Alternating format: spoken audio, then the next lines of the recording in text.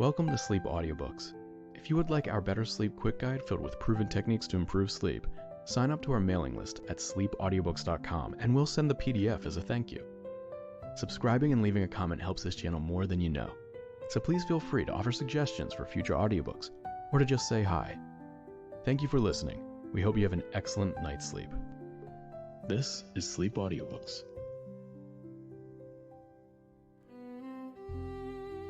The Path of Prosperity by James Allen. Foreword. I looked around upon the world and saw that it was shadowed by sorrow and scorched by the fierce fires of suffering. And I looked for the cause. I looked around but could not find it. I looked in books but could not find it. I looked within and found there both the cause and the self-made nature of that cause. I looked again and deeper and found the remedy.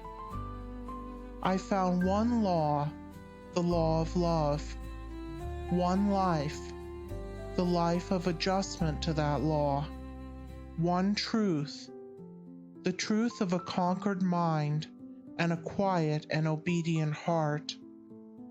And I dreamed of writing a book which should help men and women, whether rich or poor, learned or unlearned, worldly or unworldly, to find within themselves the source of all success, all happiness, all accomplishment, all truth.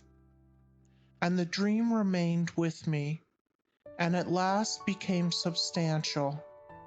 And now I send it forth into the world on its mission of healing and blessedness, knowing that it cannot fail to reach the homes and hearts of those who are waiting and ready to receive it. James Allen. Chapter 1. The Lesson of Evil. Unrest and pain and sorrow are the shadows of life. There is no heart in all the world that has not felt the sting of pain, no mind that has not been tossed upon the dark waters of trouble, no eye that has not wept the hot, blinding tears of unspeakable anguish. There is no household where the great destroyers, disease and death, have not entered, severing heart from heart, and casting over all the dark pall of sorrow. In the strong and apparently indestructible meshes of evil, all are more or less fast caught, and pain, unhappiness, and misfortune wait upon mankind.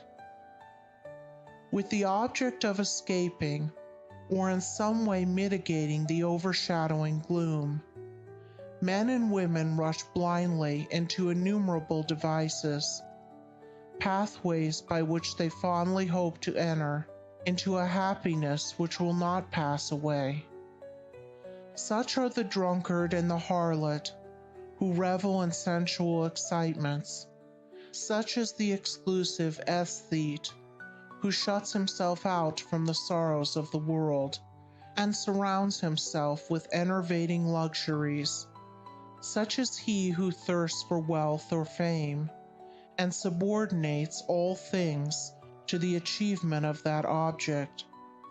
And such are they who seek consolation in the performance of religious rites. And to all the happiness sought seems to come, and the soul for a time is lulled into a sweet security and an intoxicating forgetfulness of the existence of evil.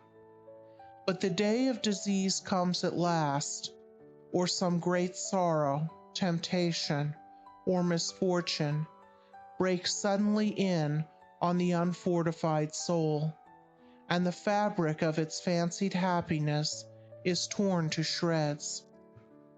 So over the head of every personal joy hangs the Damocletian sword of pain, ready at any moment to fall and crush the soul of him who is unprotected by knowledge. The child cries to be a man or woman. The man and woman sigh for the lost felicity of childhood. The poor man chafes under the chains of poverty by which he is bound, and the rich man often lives in the fear of poverty, or scours the world in search of an elusive shadow he calls happiness. Sometimes the soul feels that it has found a secure peace and happiness in adopting a certain religion, in embracing an intellectual philosophy, or in building up an intellectual or artistic ideal. But some overpowering temptation proves the religion to be inadequate or insufficient. The theoretical philosophy is found to be a useless prop, or in a moment, the idealistic statue upon which the devotee has for years been laboring is shattered into fragments at his feet. Is there, then, no way of escape from pain and sorrow? Are there no means by which bonds of evil may be broken? Is permanent happiness, secure prosperity, and abiding peace a foolish dream? No, there is a way, and I speak it with gladness, by which evil can be slain forever. There is a process by which disease, poverty, or any adverse condition or circumstance can be put on one side, never to return. There is a method by which a permanent prosperity can be secured, free from all fear of the return of adversity, and there is a practice by which unbroken and unending peace and bliss can be partaken of and realized. And the beginning of the way which leads to this glorious realization is the acquirement of a right understanding of the nature of evil. It is not sufficient to deny or ignore evil. It must be understood. It is not enough to pray to God to remove the evil. You must find out why it is there and what lesson it has for you. It is of no avail to fret and fume and chafe at the chains which bind you. You must know why and how you are bound. Therefore, reader, you must get outside yourself and must begin to examine and understand yourself. You must cease to be a disobedient child in the school of experience, and must begin to learn, with humility and patience, the lessons that are set for your edification and ultimate perfection.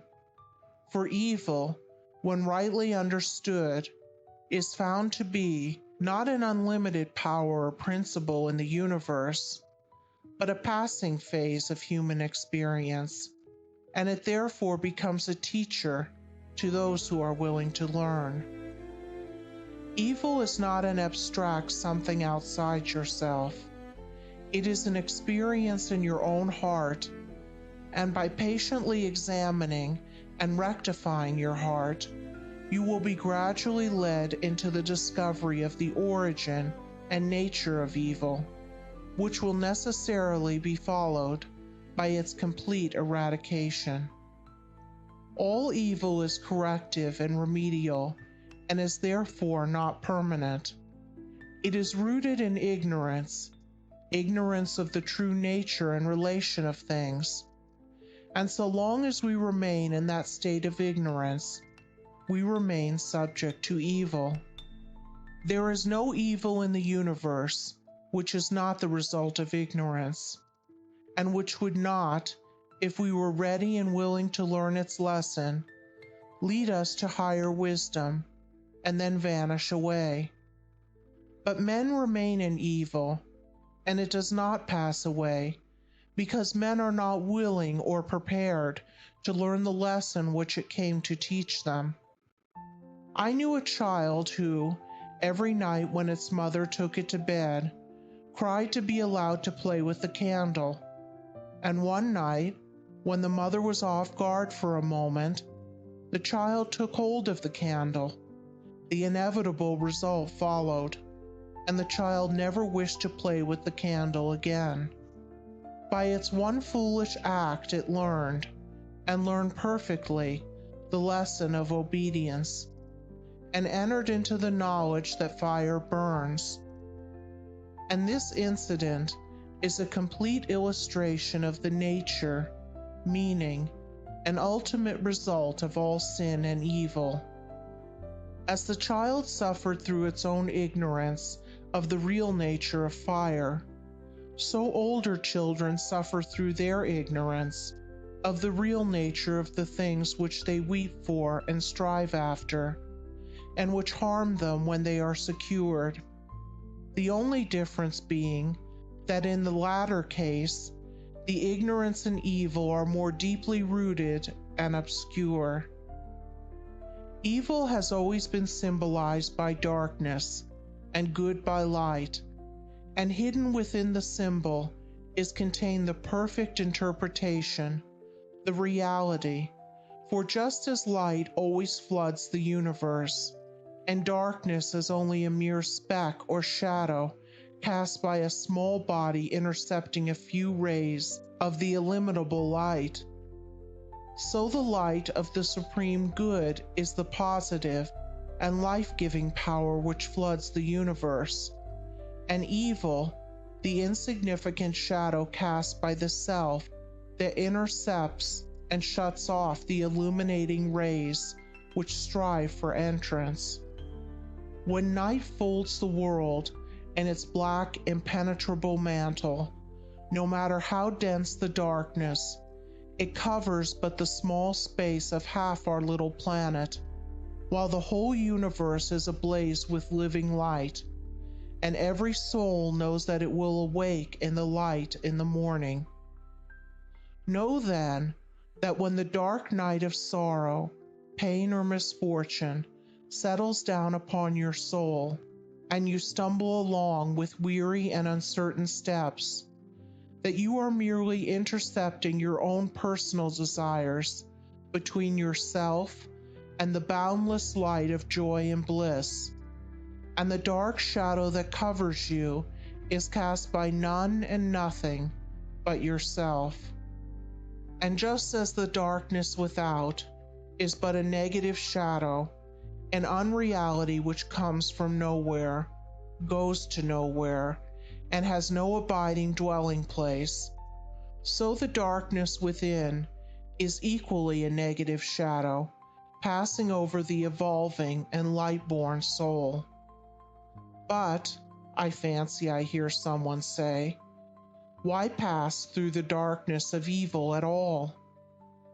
Because, by ignorance you have chosen to do so, and because by doing so, you may understand both good and evil, and may the more appreciate the light by having passed through the darkness.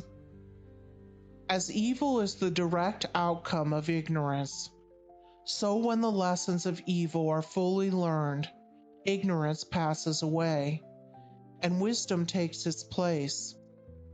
But as a disobedient child refuses to learn its lessons at school, so it is possible to refuse to learn the lessons of experience, and thus to remain in continual darkness, and to suffer continually recurring punishments in the form of disease, disappointment, and sorrow. He, therefore, who would shake himself free of the evil which encompasses him, must be willing and ready to learn, and must be prepared to undergo that disciplinary process without which no grain of wisdom or abiding happiness and peace can be secured.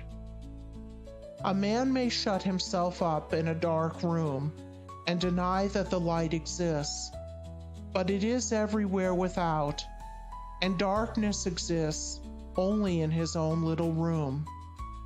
So you may shut out the light of truth, or you may begin to pull down the walls of prejudice, self-seeking, and error which you have built around yourself, and so let in the glorious and omnipresent light.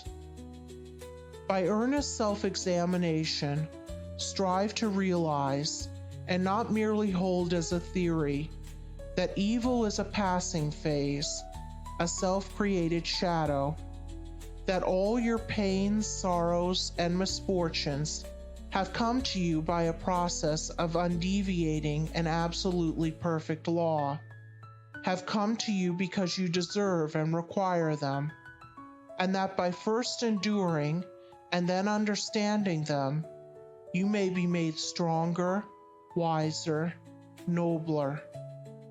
When you have fully entered into this realization, you will be in a position to mold your own circumstances, to transmute all evil into good, and to weave, with a master hand, the fabric of your destiny. What of the night, O watchman?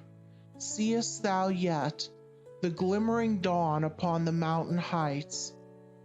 The golden herald of the light of lights, are his fair feet upon the hilltops set? Cometh he yet to chase away the gloom, and with it all the demons of the night?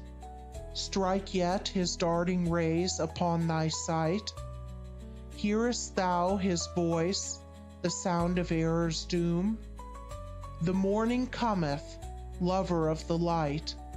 Even now he gilds with gold the mountain's brow. Dimly I see the path whereon even now his shining feet are set toward the night. Darkness shall pass away, and all the things that love the darkness and that hate the light shall disappear forever with the night. Rejoice, for thus the speeding herald sings. End of foreword and Chapter 1. Chapter 2. The world a reflex of mental states. What you are, so is your world. Everything in the universe is resolved into your own inward experience.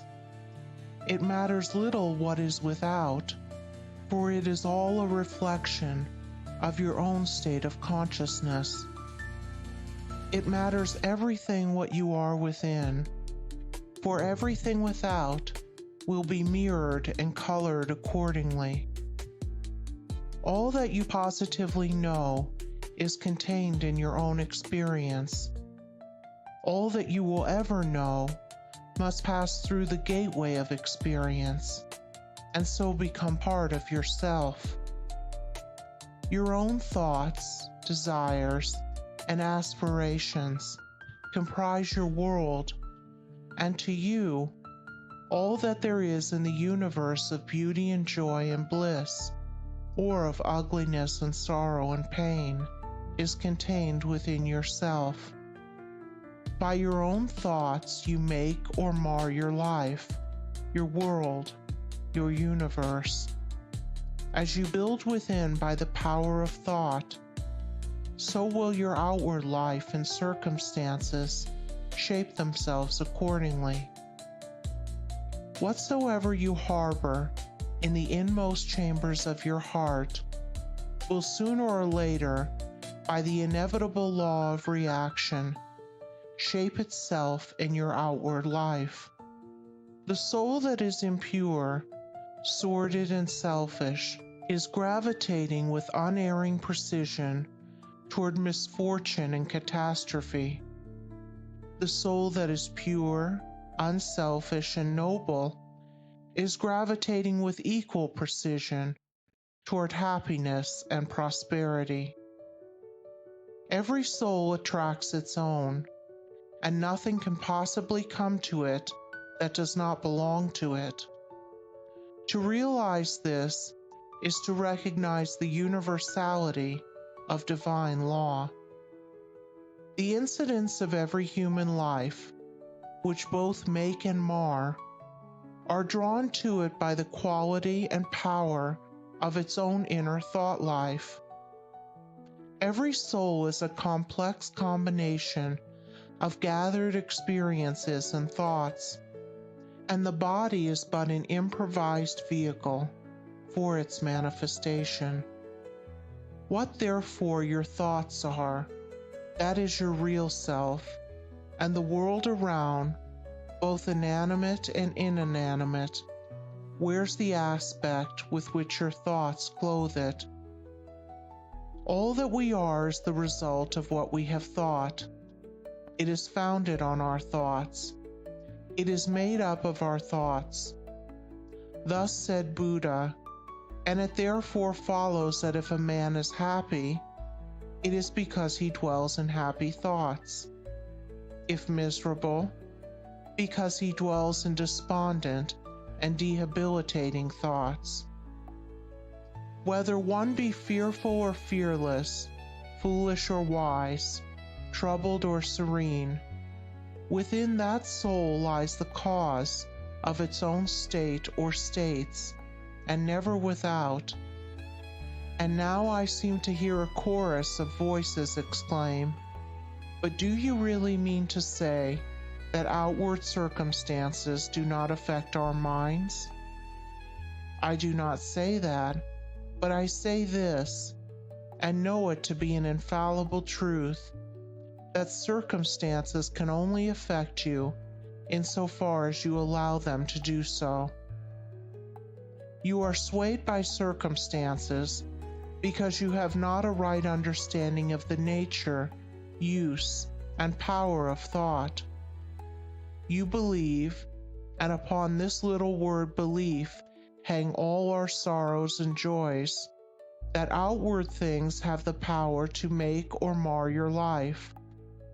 By so doing, you submit to those outward things, confess that you are their slave, and they are your unconditional master. By so doing, you invest them with a power which they do not of themselves possess. And you succumb in reality not to mere circumstances, but to the gloom or gladness, the fear or hope, the strength or weakness, which your thought sphere has thrown around them.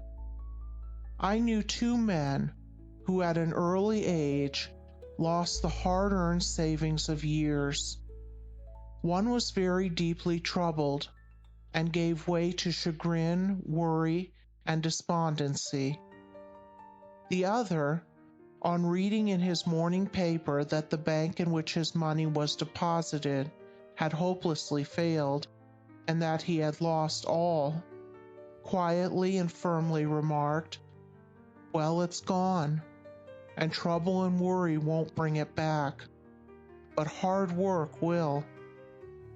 He went to work with renewed vigor, and rapidly became prosperous, while the former man, continuing to mourn the loss of his money, and to grumble at his bad luck, remained the sport and tool of adverse circumstances, in reality of his own weak and slavish thoughts. The loss of money was a curse to the one, because he clothed the event with dark and dreary thoughts. It was a blessing to the other, because he threw around it thoughts of strength, of hope, and renewed endeavor. If circumstances had the power to bless or harm, they would bless and harm all men alike.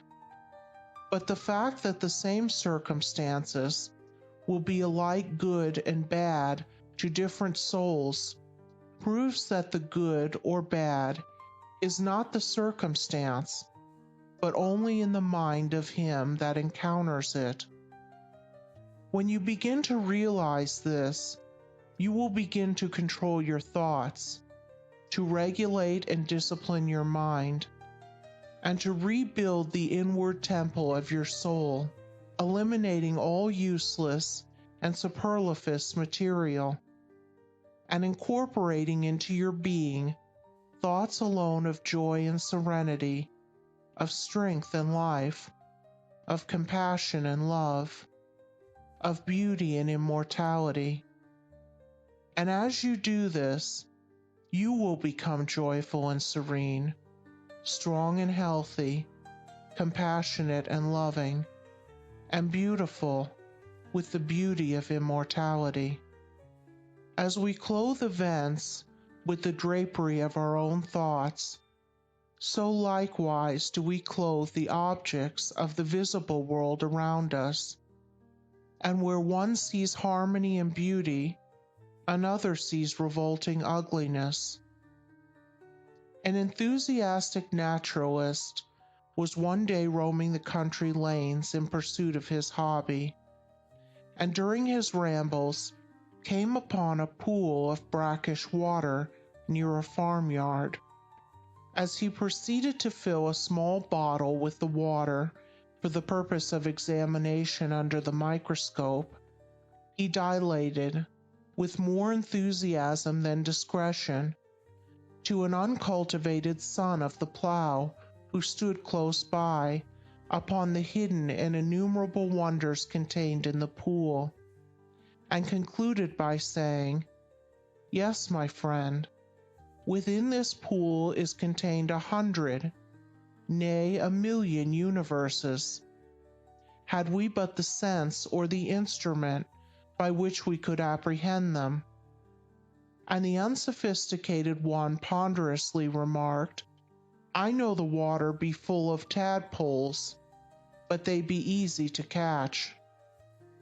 When the naturalist, his mind stored with the knowledge of natural facts, saw beauty, harmony, and hidden glory, the mind unenlightened upon those things saw only an offensive mud puddle.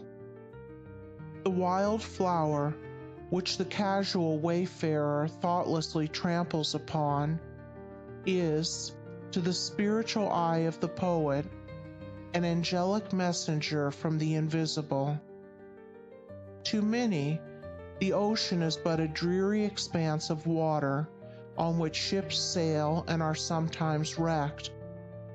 To the soul of the musician, it is a living thing, and he hears, in all its changing moods, divine harmonies. Where the ordinary mind sees disaster and confusion, the mind of the philosopher sees the most perfect sequence of cause and effect. And where the materialist sees nothing but endless death, the mystic sees pulsating and eternal life. And as we clothe both events and objects with our own thoughts, so likewise do we clothe the souls of others in the garments of our thoughts. The suspicious believe everybody to be suspicious. The liar feels secure in the thought that he is not so foolish as to believe that there is such a phenomenon as a strictly truthful person. The envious see envy in every soul. The miser thinks everybody is eager to get his money. He who has subordinated conscience in the making of his wealth sleeps with a revolver under his pillow, wrapped in the delusion that the world is full of conscienceless people who are eager to rob him. And the abandoned sensualist looks upon the saint as a hypocrite. On the other hand, those who dwell in loving thoughts see that all in which calls forth their love and sympathy.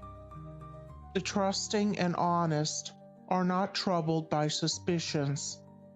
The good-natured and charitable, who rejoice at the good fortune of others, scarcely know what envy means. And he who has realized the divine within himself recognizes it in all beings, even in the beasts. And men and women are confirmed in their mental outlook because of the fact that by the law of cause and effect, they attract to themselves that which they send forth, and so come in contact with people similar to themselves. The old adage, birds of a feather flock together, has a deeper significance than is generally attached to it. For in the thought world, as in the world of matter, each clings to its kind. Do you wish for kindness? Be kind. Do you ask for truth? Be true. What you give of yourself you find. Your world is a reflex of you. If you are one of those who are praying for and looking forward to a happier world beyond the grave, here is a message of gladness for you. You may enter into and realize that happy world now. It fills the whole universe, and it is within you, waiting for you to find, acknowledge, and possess, said one who knew the inner laws of being. When men shall go here or go there, go not after them. The kingdom of God is within you. What you have to do is believe this. Simply believe it, with a mind unshadowed by doubt, and then meditate upon it till you understand it. You will then begin to purify and to build your inner world. And as you proceed, passing from revelation to revelation, from realization to realization, you will discover the utter powerlessness of outward things beside the magic potency of a self-governed soul. If thou wouldest right the world and banish all its evils and its woes, make its wild places bloom and its drear deserts blossom as the rose, then right thyself. If thou wouldest turn the world from its long lone captivity in sin, restore all broken hearts, slay grief, and let sweet consolation in, turn thou thyself. If thou wouldest cure the world of its long sickness, end its grief and pain, bring in all healing joy, and give to the afflicted rest again, then cure thyself. If thou wouldest wake the world out of its dream of death and darkening strife, bring it to love and peace, and light and brightness of immortal life. Wake thou thyself. End of Chapter 2. Chapter 3. The Way Out of Undesirable Conditions.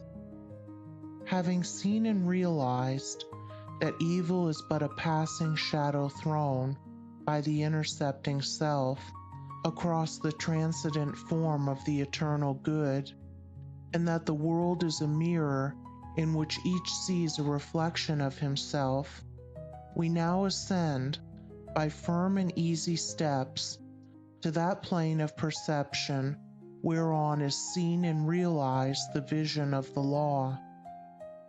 With this realization comes the knowledge that everything is included in a ceaseless interaction of cause and effect, and that nothing can possibly be divorced from law. From the most trivial thought, word, or act of man, up to the groupings of celestial bodies, law reigns supreme. No arbitrary condition can, even for one moment, exist, for such a condition would be a denial and an annihilation of law. Every condition of life is, therefore, bound up in an orderly and harmonious sequence, and the secret and cause of every condition is contained within itself. The law, whatsoever a man sows that he shall also reap, is inscribed in flaming letters upon the portal of eternity, and none can deny it, none can cheat it, none can escape it. He who puts his hand in the fire must suffer the burning until such a time as it has worked itself out, and neither curses nor prayers can avail to alter it. And precisely the same law governs the realm of mind. Hatred, anger, jealousy, envy, lust, covetousness, all these are fires which burn, and whoever even so much as touches them must suffer the torments of burning. All these conditions of mind are rightly called evil, for they are the efforts of the soul to subvert, in its ignorance, the law, and they therefore lead to chaos and confusion within, and are sooner or later actualized in the outward circumstances as disease, failure, and misfortune, coupled with grief, pain, and despair. Whereas love, gentleness, goodwill, purity are cooling airs which breathe peace upon the soul that woes them, and being in harmony with the eternal law, they become actualized in the form of health, peaceful surroundings, and undeviating success and good fortune. A thorough understanding of this great law, which permeates the universe, leads to the acquirement of that state of mind known as obedience. To know that justice, harmony, and love are supreme in the universe is likewise to know that all adverse and painful conditions are the result of our own disobedience to that law. Such knowledge leads to strength and power, and it is upon such knowledge alone that a true life and an enduring success and happiness can be built. To be patient under all circumstances, and to accept all conditions as necessary factors in your training, is to rise superior to all painful conditions, and to overcome them with an overcoming which is sure, and which leaves no fear of their return. For by the power of obedience to law, they are utterly slain. Such an obedient one is working in harmony with the law, has in fact identified himself with the law, and whatsoever he conquers forever. Whatsoever he builds can never be destroyed. The cause of all power, as of all weakness, is within. The secret of all happiness, as of all misery, is likewise within. There is no progress apart from unfoldment within, and no sure foothold of prosperity or peace except by the orderly advancement in knowledge.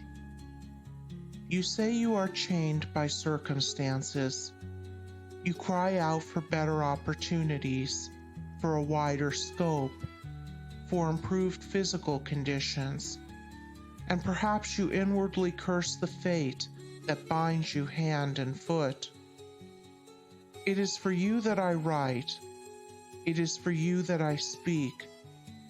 Listen and let my words burn themselves into your heart, for that which I say to you is truth.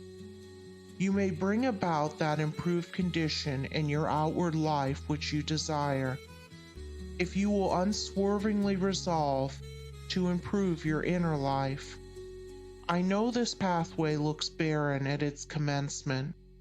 Truth always does.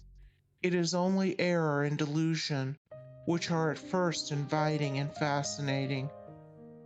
But if you undertake to walk it, if you perseveringly discipline your mind, eradicating your weaknesses, and allowing your soul forces and spiritual powers to unfold themselves, you will be astonished at the magical changes which will be brought about in your outward life. As you proceed, golden opportunities will be strewn across your path, and the power and judgment to properly utilize them will spring up within you. Genial friends will come unbidden to you. Sympathetic souls will be drawn to you as the needle is to the magnet. And books and all outward aids that you require will come to you unsought. Perhaps the chains of poverty hang heavily upon you, and you are friendless and alone, and you long with an intense longing that your load may be lightened, but the load continues, and you seem to be enveloped in an ever-increasing darkness. Perhaps you complain, you bewail your lot, your birth, your parents, your employer, or the unjust powers who have bestowed upon you so undeservedly poverty and other, affluence and ease. Cease your complaining and fretting. None of these things which you blame are the cause of your poverty. The cause is within yourself, and where the cause is, there is the remedy. The very fact that you are a complainer shows that you deserve your lot, shows that you lack the faith which is the ground of all effort and progress. There is no room for a complainer in a universe of law, and worry is soul suicide. By your very attitude of mind, you are strengthening the chains which bind you, and are drawing about you the darkness by which you are enveloped. Alter your outlook upon life, and your outward life will alter. Build yourself up in the faith and knowledge, and make yourself worthy of better surroundings and wider opportunities. Be sure, first of all, that you are making the best of what you have. Do not delude yourself into supposing that you can step into greater advantages whilst overlooking smaller ones, for if you could, the advantage would be impermanent, and you would quickly fall back again in order to learn the lesson which you had neglected. As the child at school must master one standard before passing on to the next, so before you can have that greater good which you so desire, must you faithfully employ that which you already possess. The parable of the talents is a beautiful story illustrative of this truth, for does it not plainly show that if we misuse, neglect, or degrade that which we possess, be it ever so mean and insignificant, even that little will be taken from us, for by our conduct we show that we are unworthy of it. Perhaps you are living in a small cottage and are surrounded by unhealthy and vicious influences. You desire a larger and more sanitary residence. Then you must fit yourself for such a residence by first of all making your cottage, as far as possible, a little paradise. Keep it spotlessly clean. Make it look as pretty and sweet as your limited means will allow. Cook your plain food with all care, and arrange your humble table as tastefully as you possibly can. If you cannot afford a carpet, let your rooms be carpeted with smiles and welcomes, fastened down with the nails of kind words, driven in with the hammer of patience. Such a carpet will not fade in the sun, and constant use will never wear it away. So by ennobling your present surroundings, you will rise above them, and above the need of them, and at the right time, you will pass on into a better house and surroundings, which have all along been waiting for you, and which you have fitted yourself to occupy. Perhaps you desire more time for thought and effort, and feel that your hours of labor are too hard and long. Then see to it that you are utilizing to the fullest possible extent what little spare time you have. It is useless to desire more time if you are already wasting what little you have, for you would only grow more indolent and indifferent. Even poverty and lack of time and leisure are not the only evils that you imagine they are. And if they hinder you in your progress, it is because you have clothed them in your own weaknesses, and the evil that you see them in is really in yourself. Endeavor to fully and completely realize that insofar as you shape and mold your mind, you are the maker of your destiny. And as, by the transmuting power of self-discipline, you realize this more and more, you will come to see that these so-called evils may be converted into blessings. You will then utilize your poverty for the cultivation of patience, hope, and courage, and your lack of time in the gaining of promptness of action and decision of mind, by seizing the precious moments as they present themselves for your acceptance. As in the rankest soil the most beautiful flowers are grown, so in the dark soil of poverty the choicest flowers of humanity have developed and bloomed.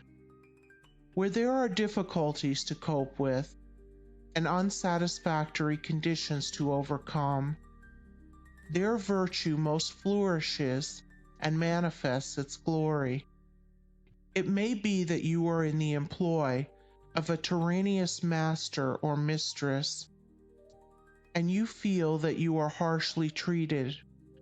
Look upon this also as necessary to your training. Return your employer's unkindness with gentleness and forgiveness. Practice unceasingly patience and self-control. Turn the disadvantage to account by utilizing it for the gain of mental and spiritual strength. And by your silent example and influence, you will thus be teaching your employer, will be helping him to grow ashamed of his conduct, and will, at the same time, be lifting yourself up to that height of spiritual attainment by which you will be enabled to step into new and more congenial surroundings at the time when they are presented to you. Do not complain that you are a slave, but lift yourself up by noble conduct above the plane of slavery. Before complaining that you are a slave to another, be sure that you are not a slave to self. Look within, look searchingly, and have no mercy upon yourself. You will find there, perchance, slavish thoughts, slavish desires, and in your daily life and conduct, slavish habits. Conquer these, cease to be a slave to self, and no man will have the power to enslave you. As you overcome self, you will overcome all adverse conditions, and every difficulty will fall before you. Do not complain that you are oppressed by the rich. Are you sure that if you gain these riches, you would not be an oppressor yourself? Remember that there is the eternal law, which is absolutely just, and that he who oppresses today must himself be oppressed tomorrow, and from this there is no way of escape. And perhaps you, yesterday, in some former existence, were rich and an oppressor, and that you are now merely paying off the debt which you owe to the great law. Practice, therefore, fortitude and faith. Dwell constantly in the mind upon the eternal justice, the eternal good. Endeavor to lift yourself above the personal and the transitory into the impersonal and permanent. Shake off the delusion that you are being injured or oppressed by another, and try to realize, by a profounder comprehension of your inner life and the laws which govern that life, that you are only really injured by what is within you. There is no practice more degrading, debasing, and soul-destroying than that of self-pity. Cast it out from you. While such a canker is feeding upon your heart, you can never expect to grow into a fuller life. Cease from the condemnation of others, and begin to condemn yourself. Condone none of your acts, desires, or thoughts that will not bear comparison with spotless purity, or endure the light of sinless good. By so doing, you will be building your house upon the rock of the eternal, and all that is required for your happiness and well-being will come to you in its own time. There is positively no way of permanently rising above poverty or any undesirable condition, except by eradicating those selfish and negative conditions within, of which these are the reflection, and by virtue of which they continue. The way to true riches is to enrich the soul by the acquisition of virtue. Outside of real heart virtue, there is neither prosperity nor power, but only the appearances of these. I am aware that men make money who have acquired no measure of virtue, and have little desire to do so. But such money does not constitute true riches, and its possession is transitory and feverish. Here is David's testimony. For I was envious at the foolish when I saw the prosperity of the wicked. Their eyes stand out with fatness. They have more than heart could wish.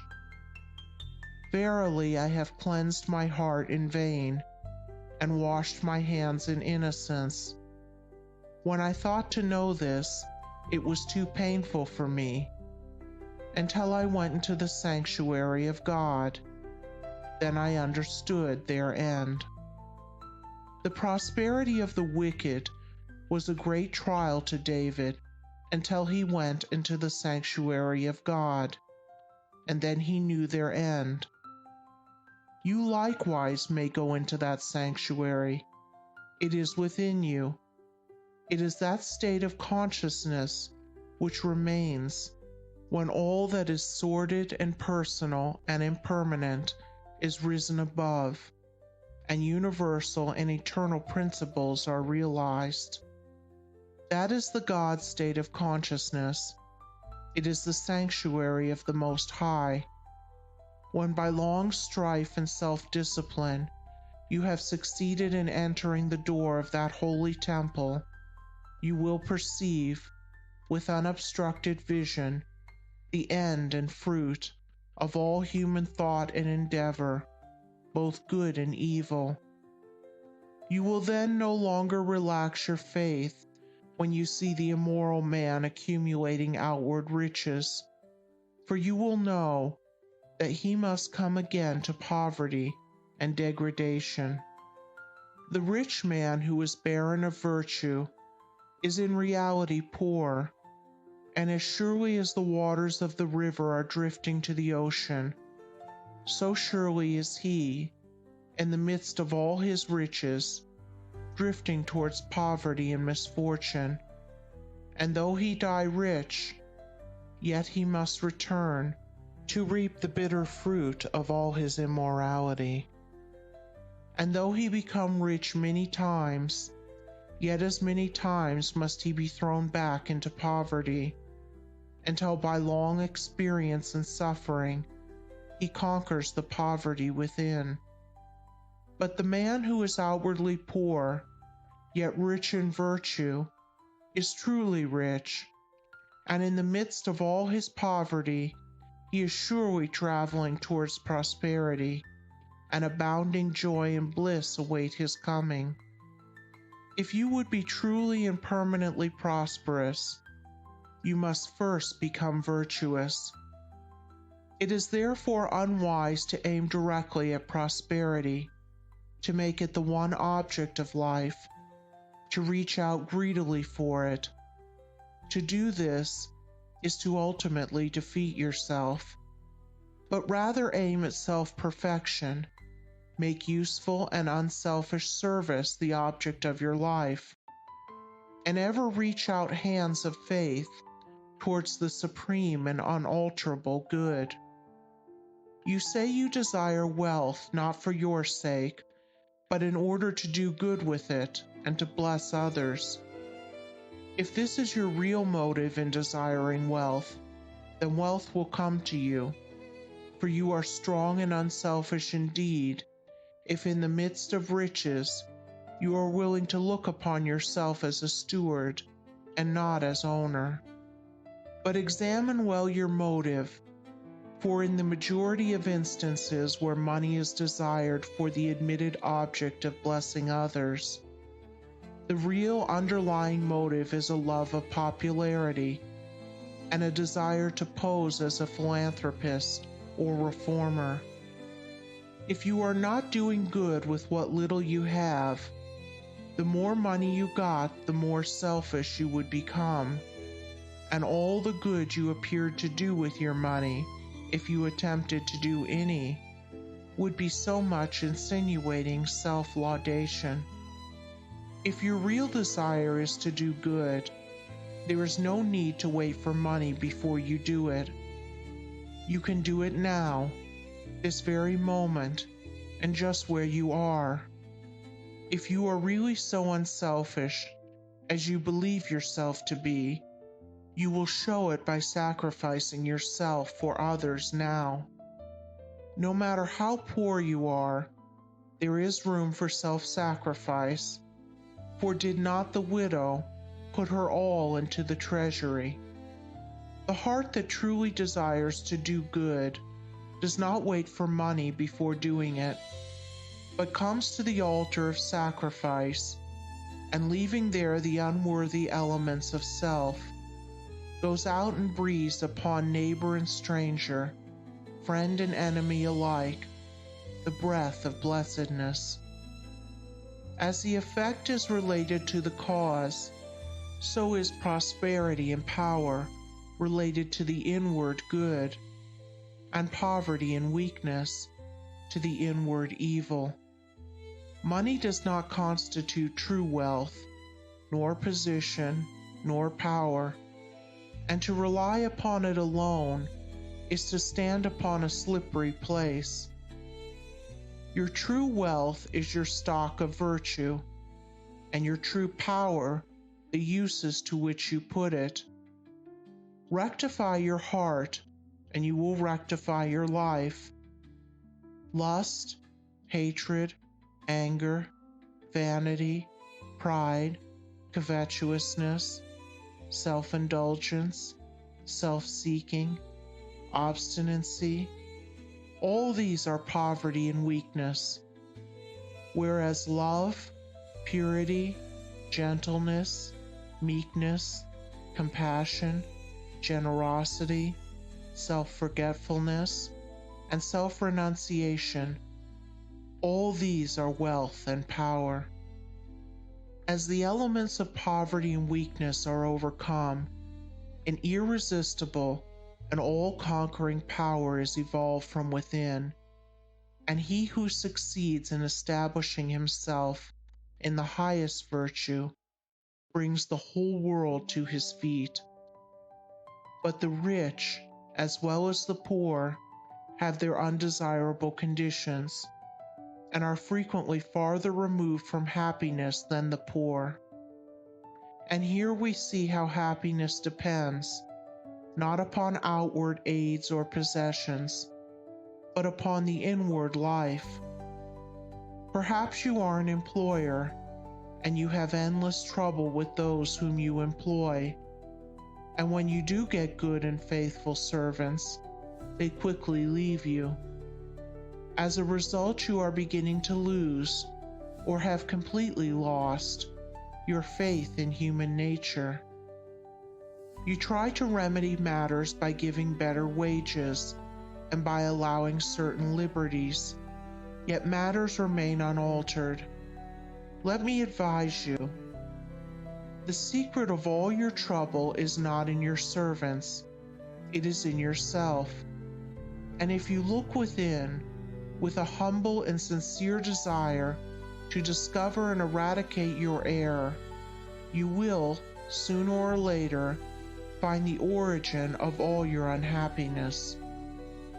It may be some selfish desire, or lurking suspicion, or unkind attitude of mind, which sends out its poison upon those about you, and reacts upon yourself, even though you may not show it in your manner or speech.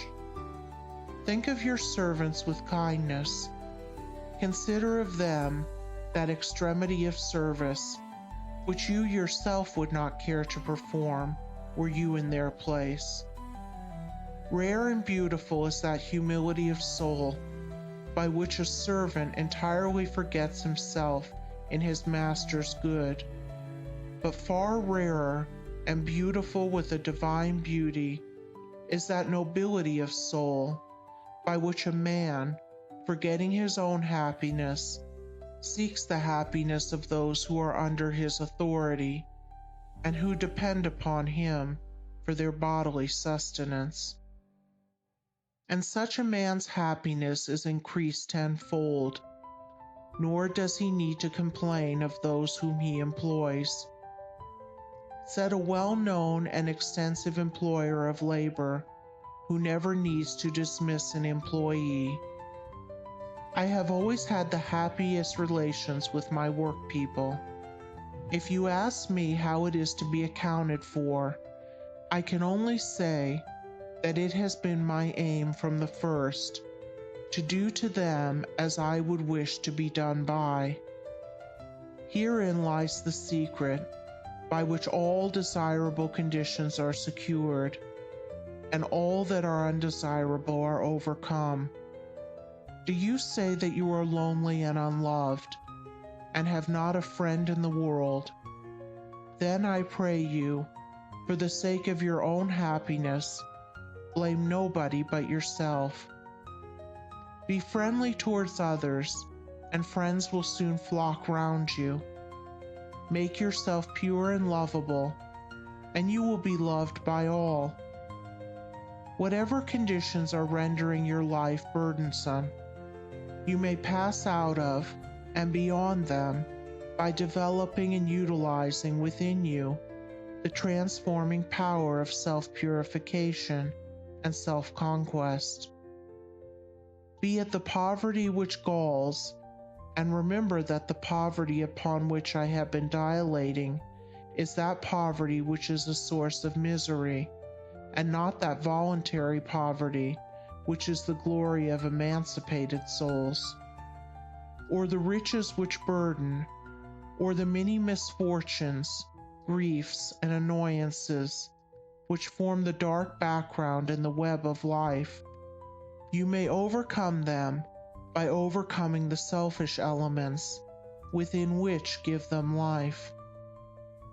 It matters not that by the unfailing law there are past thoughts and acts to work out and to atone for, as by the same law we are setting in motion, during every moment of our life, fresh thoughts and acts, and we have the power to make them good or ill. Nor does it follow that if a man, reaping what he has sown, must lose money or forfeit position, that he must also lose his fortitude or forfeit his uprightness. And it is in these that his wealth and power and happiness are to be found.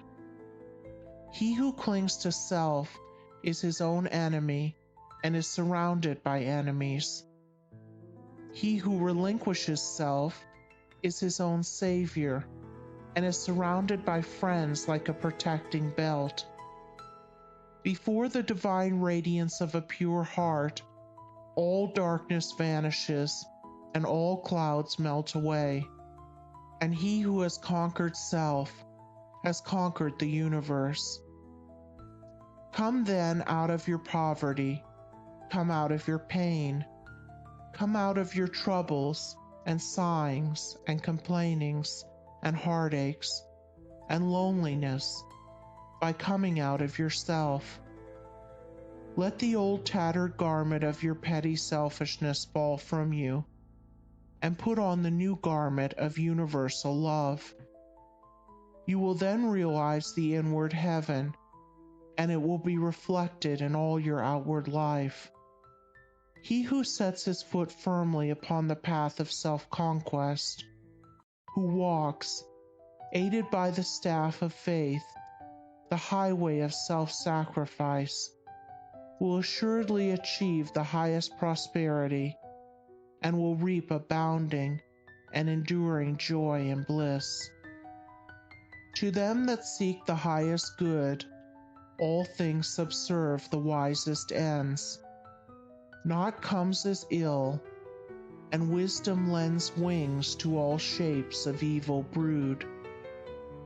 The darkening sorrow veils a star that waits to shine with gladsome light. Hell waits on heaven, and after night comes golden glory from afar.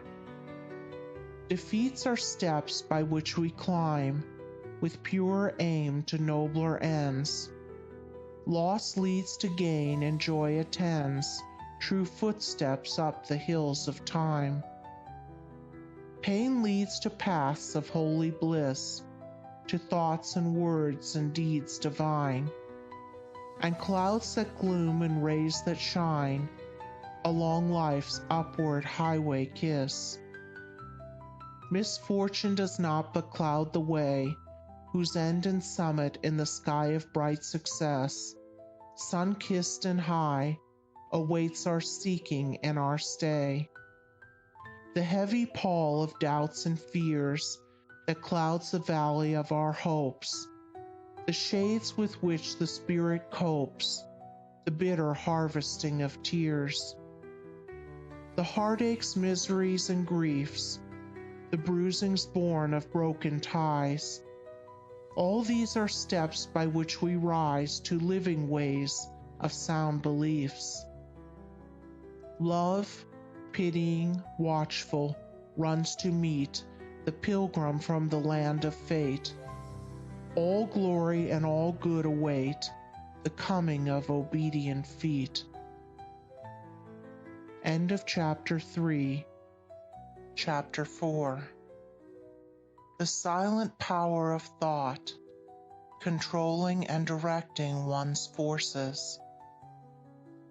The most powerful forces in the universe are the silent forces, and in accordance with the intensity of its power, does a force become beneficent when rightly directed, and destructive when wrongly employed.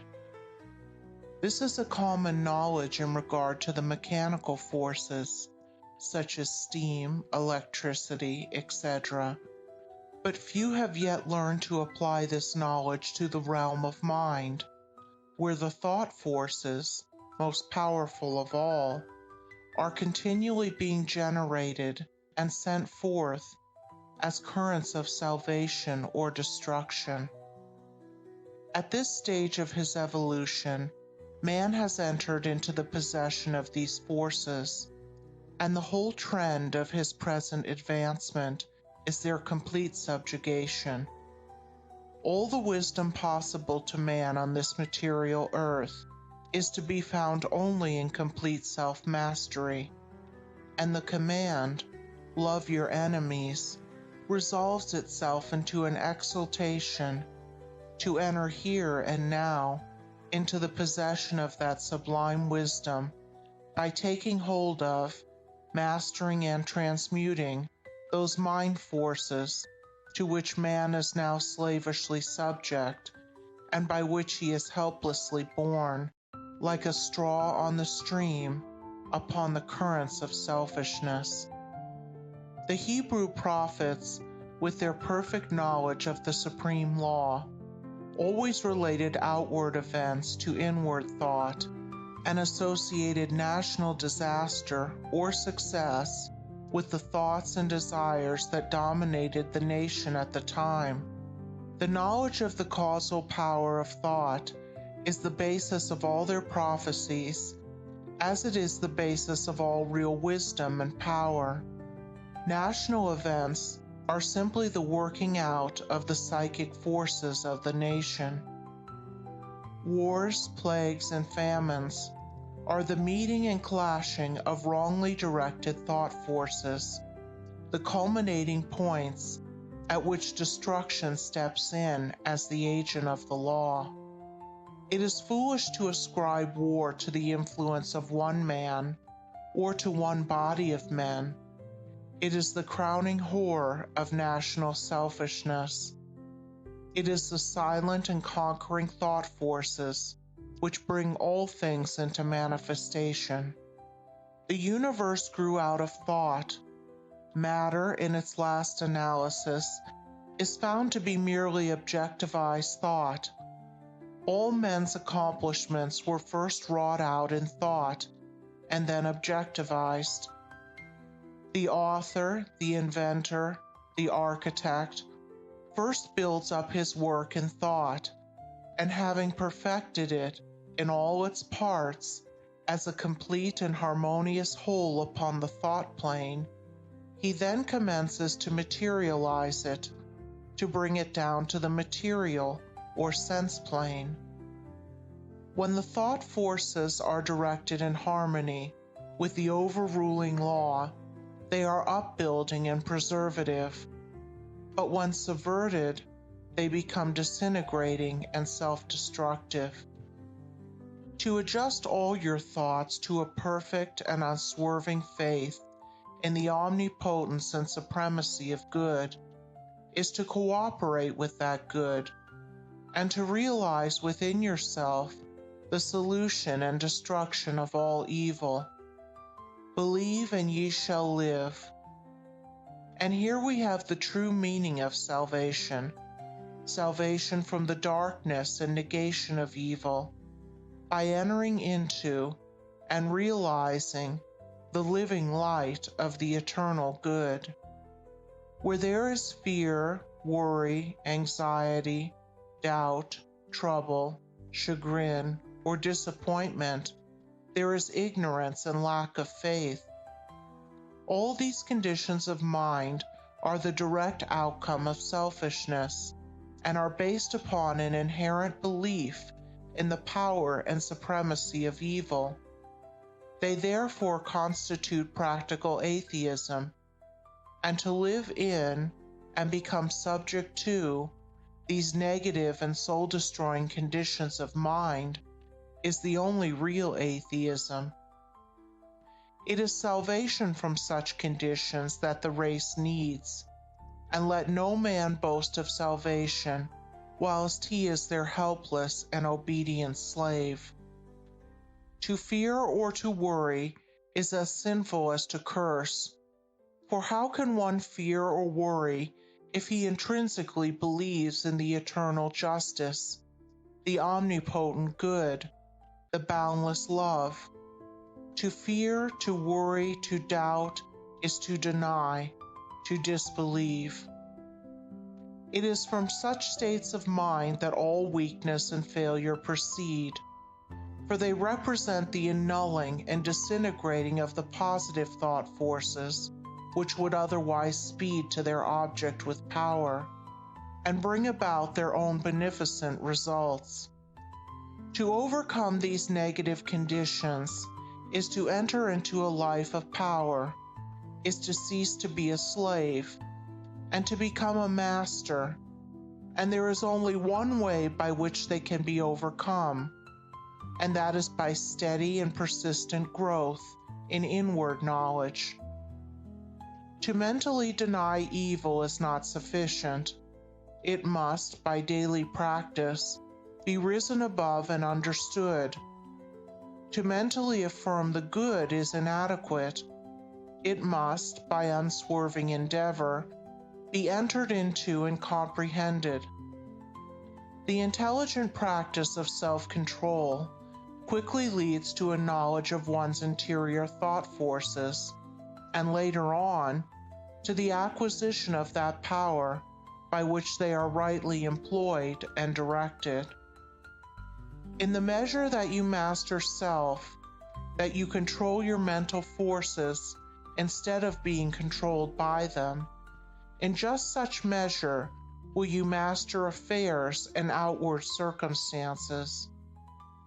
Show me a man under whose touch everything crumbles away, and who cannot retain success even when it is placed in his hands, and I will show you a man who dwells continually in those conditions of mind which are the very negation of power.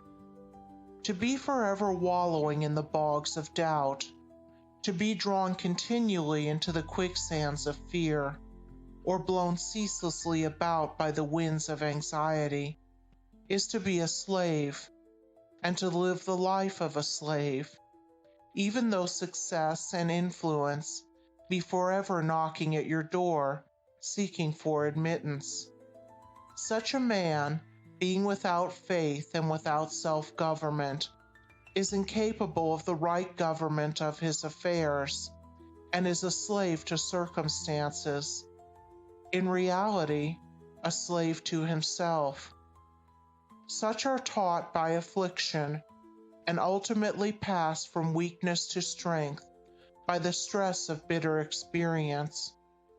Faith and purpose constitute the motive power of life. There is nothing that a strong faith and an unflinching purpose may not accomplish. By the daily exercise of silent faith, the thought forces are gathered together, and by the daily strengthening of silent purpose, those forces are directed toward the object of accomplishment. Whatever your position in life may be, before you can hope to enter into any measure of success, usefulness, and power, you must learn how to focus your thought forces by cultivating calmness and repose. It may be that you are a businessman and you are suddenly confronted with some overwhelming difficulty or probable disaster. You grow fearful and anxious and are at your wits' end. To persist in such a state of mind would be fatal, for when anxiety steps in, correct judgment passes out. Now, if you will take advantage of a quiet hour or two in the early morning or at night, and go away to some solitary spot, or to some room in your house where you know you will be absolutely free from intrusion, and having seated yourself in an easy attitude, you forcibly direct your mind right away from the subject of anxiety, by dwelling upon something in your life that is pleasing and bliss-giving. A calm, reposeful strength will gradually steal into your mind, and your anxiety will pass away. Upon the instant that you find your mind reverting to the lower plane of worry, bring it back again, and re-establish it on the plane of peace and strength. When this is fully accomplished, you may then concentrate your whole mind upon the solution of your difficulty, and what was intricate and insurmountable to you in your hour of anxiety will be made plain and easy, and you will see, with that clear vision and perfect judgment which belong only to a calm and untroubled mind, the right course to pursue, and the proper end to be brought about. It may be that you will have to try day after day before you will be able to perfectly calm your mind, but if you persevere, you will certainly accomplish it, and the course which is presented to you in that hour of calmness must be carried out. Doubtless, when you are again involved in the business of the day, and worries again creep in and begin to dominate you, you will begin to think that the course is a wrong or foolish one, but do not heed such suggestions. Be guided absolutely and entirely by the vision of calmness, and not by the shadows of anxiety. The hour of calmness is the hour of illumination and correct judgment. By such a course of mental discipline, the scattered thought forces are reunited and directed, like the rays of the searchlight, upon the problem at issue, with the result that it gives way before them. There is no difficulty, however great, but will yield before a calm and powerful concentration of thought, and no legitimate object but may be speedily actualized by the intelligent use and direction of one's soul forces. Not until you have gone deeply and searchingly into your inner nature and have overcome many enemies that lurk there, can you have any approximate conception of the subtle power of thought, of its inseparable relation to outward and material things, or of its magical potency, when rightly poised and directed, in readjusting and transforming the life conditions. Every thought you think is a force sent out, and in accordance with its nature and intensity, will go out to seek a lodgment in minds receptive to it, and will react upon yourself for good or evil. There is ceaseless reciprocity between mind, and a continual interchange of thought forces. Selfish and disturbing thoughts are so many malignant and destructive forces, messengers of evil, sent out to stimulate and augment the evil in other minds, which in turn send them back upon you with added power. While thoughts that are calm, pure, and unselfish are so many angelic messengers sent out into the world with health, healing, and blessedness upon their wings, counteracting the evil forces, pouring the oil of joy upon the troubled waters of anxiety and sorrow, and restoring to broken hearts their heritage of immortality. Think good thoughts, and they will quickly become actualized in your outward life in the form of good conditions. Control your soul forces, and you will be able to shape your outward life as you will. The difference between a Savior and a sinner is this, that the one has a perfect control of all the forces within him, the other is dominated and controlled by them. There is absolutely no other way to true power and abiding peace, but by self-control, self-government, self-purification. To be at the mercy of your disposition is to be impotent, unhappy, and of little real use in the world. The conquest of your petty likes and dislikes, your capricious loves and hates, your fits of anger, suspicion, jealousy, and all the changing moods to which you are more or less helplessly subject. This is the task you have before you, if you would weave into the web of life the golden threads of happiness and prosperity. Insofar as you are enslaved by the changing moods within you, you will need to depend upon others and upon outward aids as you walk through life. If you would walk firmly and securely, and would accomplish any achievement, you must learn to rise above and control all such disturbing and retarding vibrations. You must daily practice the habit of putting your mind at rest, going into the silence, as it is commonly called. This is a method of replacing a troubled thought with one of peace, a thought of weakness with one of strength. Until you succeed in doing this, you cannot hope to direct your mental forces upon the problems and pursuits of life with any appreciable measure of success.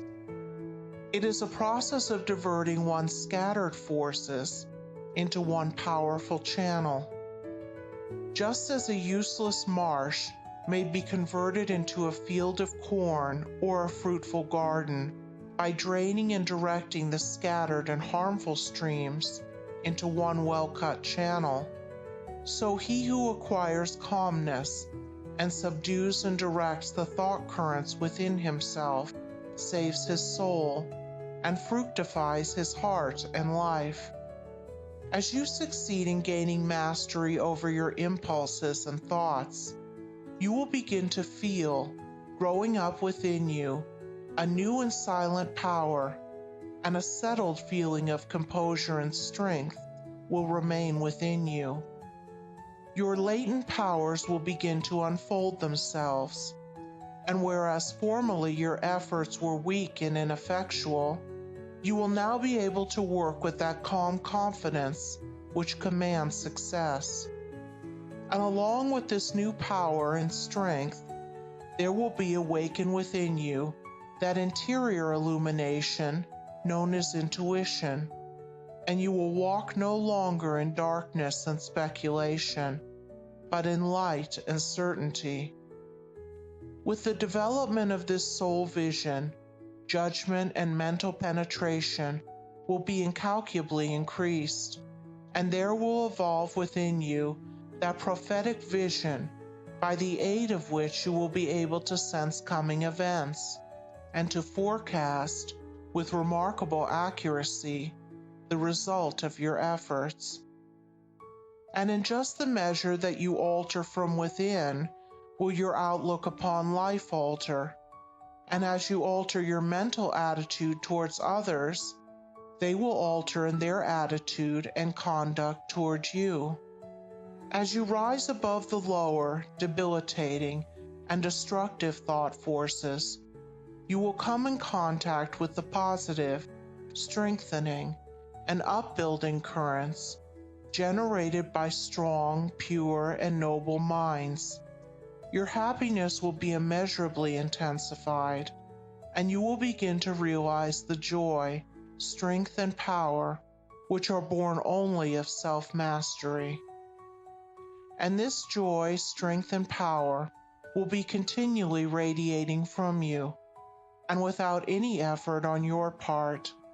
Nay, though you are utterly unconscious of it, strong people will be drawn towards you, influence will be put into your hands, and in accordance with your altered thought world will outward events shape themselves. A man's foes are they of his own household, and he who would be useful, strong, and happy must cease to be a passive receptacle for the negative, beggarly, and impure streams of thought. And as a wise householder commands his servants and invites his guests, so must he learn to command his desires, and to say with authority what thoughts he shall admit into the mansion of his soul. Even a very partial success in self-mastery adds greatly to one's power, and he who succeeds in perfecting this divine accomplishment enters into possession of undreamed of wisdom and inward strength and peace, and realizes that all the forces of the universe aid and protect his footsteps, who is master of his soul. Would you scale the highest heaven? Would you pierce the lowest hell? Live in dreams of constant beauty, or in basest thinkings dwell? For your thoughts are heaven above you, and your thoughts are hell below. Bliss is not except in thinking, torment not but thought can know. Worlds would vanish but for thinking, glory is not but in dreams, and the drama of the ages from the thought eternal streams. Dignity and shame and sorrow, pain and anguish, love and hate, are but maskings of the mighty pulsing thought that governs fate.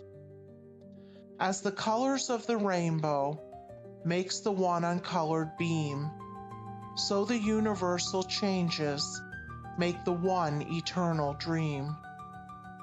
And the dream is all within you, and the dreamer waiteth long for the morning to awaken him to the living thought and strong, that shall make the ideal real, make to vanish dreams of hell, in the highest holiest heaven, where the pure and perfect dwell. Evil is the thought that thinks it, good the thought that makes it so. Light and darkness, sin and pureness, likewise out of thinking grow. Dwell in thought upon the grandest, and the grandest you shall see. Fix your mind upon the highest, and the highest you shall be. End of Chapter 4. Chapter 5.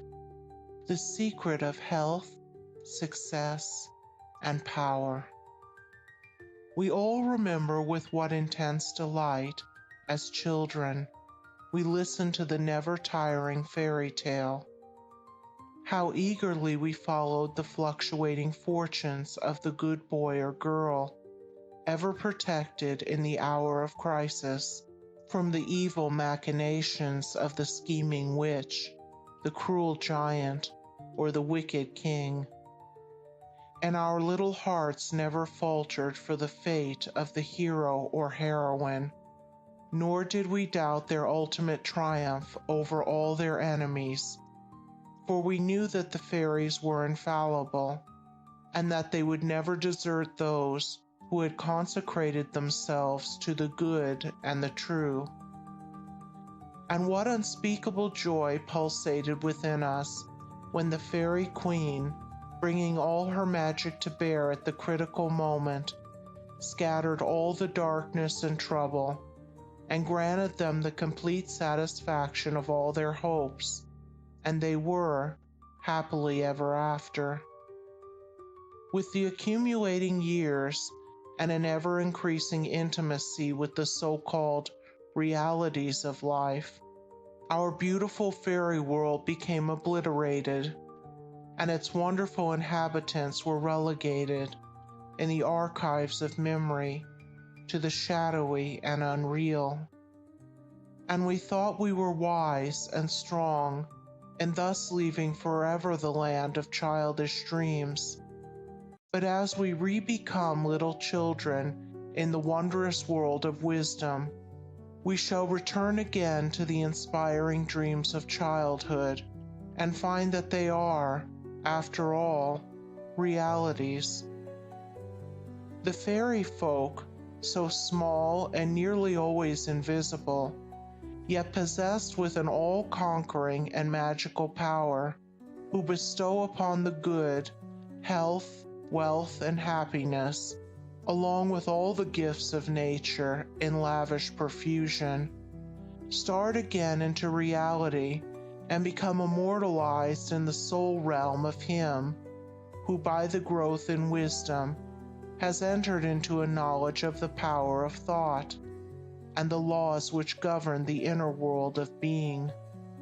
To him the fairies live again as thought people, thought messengers, thought powers working in harmony with the overruling good. And they who, day by day, endeavor to harmonize their hearts with the heart of the supreme good, do in reality acquire true health, wealth, and happiness. There is no protection to compare with goodness, and by goodness I do not mean a mere outward conformity to the rules of mortality. I mean pure thought, noble aspiration, unselfish love, and freedom from vainglory. To dwell continually in good thoughts is to throw around oneself a psychic atmosphere of sweetness and power, which leaves its impress upon all who come in contact with it. As the rising sun puts to rout the helpless shadows, so are all the impotent forces of evil put to flight by the searching rays of positive thought, which shine forth from a heart made strong in purity and faith. Where there is sterling faith and uncompromising purity, there is health, there is success, there is power. In such a one, disease, failure, and disaster can find no lodgment, for there is nothing on which they can feed. Even physical conditions are largely determined by mental states, and to this truth, the scientific world is rapidly being drawn. The old materialistic belief that a man is what his body makes him is rapidly passing away, and is being replaced by the inspiring belief that man is superior to his body, and that his body is what he makes it by the power of thought. Men everywhere are ceasing to believe that a man is despairing because he is dyspeptic, and are coming to understand that he is dyspeptic because he is despairing, and in the near future, the fact that all disease has its origin in the mind will become common knowledge. There is no evil in the universe but has its root and origin in the mind, and sin, sickness, sorrow, and affliction do not in reality belong to the universal order, are not inherent in the nature of things, but are the direct outcome of our ignorance of the right relation of things. According to tradition, there once lived, in India, a school of philosophers who led a life of such absolute purity and simplicity that they commonly reached the age of 150 years, and to fall sick was looked upon by them as an unpardonable disgrace, for it was considered to indicate a violation of law. The sooner we realize and acknowledge that sickness, far from being the arbitrary visitation of an offended God or the test of an unwise providence, is the result of our own error or sin, the sooner we shall enter upon the highway of health. Disease comes to those who attract it, to those whose minds and bodies are receptive to it, and flees from those whose strong, pure, and positive thought sphere generates healing and life-giving currents. If you are given to anger, worry, jealousy, greed, or any other inharmonious state of mind, and expect perfect physical health, you are expecting the impossible, for you are continually sowing the seeds of disease in your mind. Such conditions of mind are carefully shunned by the wise man, for he knows them to be far more dangerous than a bad drain or an infected house. If you would be free from all physical aches and pains, and would enjoy perfect physical harmony, then put your mind in order and harmonize your thoughts. Think joyful thoughts, think loving thoughts. Let the elixir of goodwill course through your veins, and you will need no other medicine. Put away your jealousies, your suspicions, your worries, your hatreds, your selfish indulgences, and you will put away your dyspepsia, your biliousness, your nervousness, and aching joints. If you will persist in clinging to these debilitating and demoralizing habits of mind, then do not claim when your body is laid low with sickness. The following story illustrates the close relation that exists between habits of mind and bodily conditions. A certain man was afflicted with a painful disease, and he tried one physician after another, but all to no purpose. He then visited towns which were famous for their curative waters, and after having bathed in them all, his disease was more painful than ever. One night he dreamed that a presence came to him and said, "Brother, hast thou tried all the means of cure? And he replied, I have tried all. Nay, said the presence, come with me, and I will show thee a healing bath which has escaped thy notice.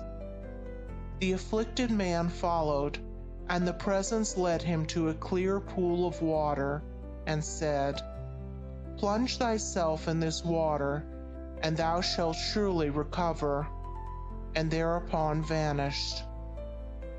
The man plunged into the water, and on coming out, lo, his disease had left him, and at the same moment he saw written above the pool the word, Renounce.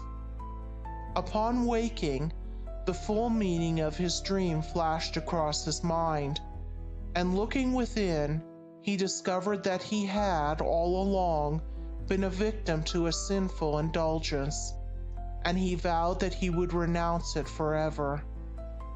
He carried out his vow, and from that day his affliction began to leave him, and in a short time he was completely restored to health. Many people complain that they have broken down through overwork. In the majority of such cases, the breakdown is more frequently the result of foolishly wasted energy. If you would secure health, you must learn to work without friction. To become anxious or excited, or to worry over needless details, is to invite a breakdown. Work, whether of brain or body, is beneficial and health-giving, and the man who can work with a steady and calm persistency, freed from all anxiety and worry, and with his mind utterly oblivious to all but the work he has in hand, will not only accomplish far more than the man who is always hurried and anxious, but he will retain his health, a boon which the other quickly forfeits. True health and true success go together, for they are inseparably intertwined in the thought realm. As mental harmony produces bodily health, so it also leads to a harmonious sequence in the actual working out of one's plans. Order your thoughts and you will order your life. Pour the oil of tranquility upon the turbulent waters of the passions and prejudices, and the tempests of misfortune, howsoever they may threaten, will be powerless to wreck the bark of your soul as it threads its way across the ocean of life. And if that bark be piloted by a cheerful and never-failing faith, its course will be doubly sure, and many perils will pass it by, which would otherwise attack it. By the power of faith, every enduring work is accomplished. Faith in the Supreme, faith in the overruling law, faith in your work, and in your power to accomplish that work. Here is the rock upon which you must build if you would achieve, if you would stand and not fall. To follow, under all circumstances, the highest promptings within you, to be always true to the divine self, to rely upon the inward light, the inward voice, and to pursue your purpose with a fearless and restful heart, believing that the future will yield unto you the meed of every thought and effort, knowing that the laws of the universe can never fail, and that your own will come back to you with mathematical exactitude. This is faith, and the living of faith. By the power of such faith, the dark waters of uncertainty are divided, every mountain of difficulty crumbles away, and the believing soul passes on unharmed. Strive, O reader, to acquire above everything the priceless possession of this dauntless faith, for it is the talisman of happiness, of success, of peace, of power, of all that makes life great and superior to suffering. Build upon such a faith, and you build upon the rock of the eternal. and with the materials of the eternal, and the structure that you erect will never be dissolved, for it will transcend all the accumulations of material luxuries and riches, the end of which is dust. Whether you are hurled into the depths of sorrow or lifted upon the heights of joy, ever retain your hold upon this faith, ever return to it as your rock of refuge, and keep your feet firmly planted upon its immortal and immovable base. Centered in such a faith, you will become possessed of such a spiritual strength as will shatter, like so many toys of glass, all the forces of evil that are hurled against you, and you will achieve a success such as the mere striver after worldly gain can never know or even dream of. If ye have faith, and doubt not, ye shall not only do this, but if ye shall say unto this mountain, Be thou removed, and be thou cast into the sea, it shall be done.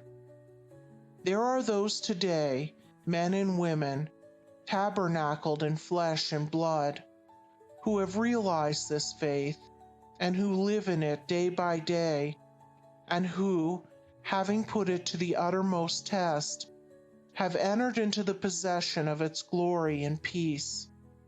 Such have sent out the word of command, and the mountains of sorrow and disappointment, of mental weariness and physical pain have passed from them, and have been cast into the sea of oblivion. If you would become possessed of this faith, you will not need to trouble about your success or failure, and success will come. You will not need to become anxious about results, but will work joyfully and peacefully, knowing that right thoughts and right efforts will inevitably bring about right results. I know a lady who has entered into many blissful satisfactions, and recently a friend remarked to her, "Oh, how fortunate you are. You only have to wish for a thing, and it comes to you." And it did indeed appear so on the surface, but in reality all the blessedness that has entered into this woman's life is the direct outcome of the inward state of blessedness which she has, throughout life, been cultivating and training toward perfection. Mere wishing brings nothing but disappointment. It is living that tells. The foolish wish and grumble, the wise work and wait.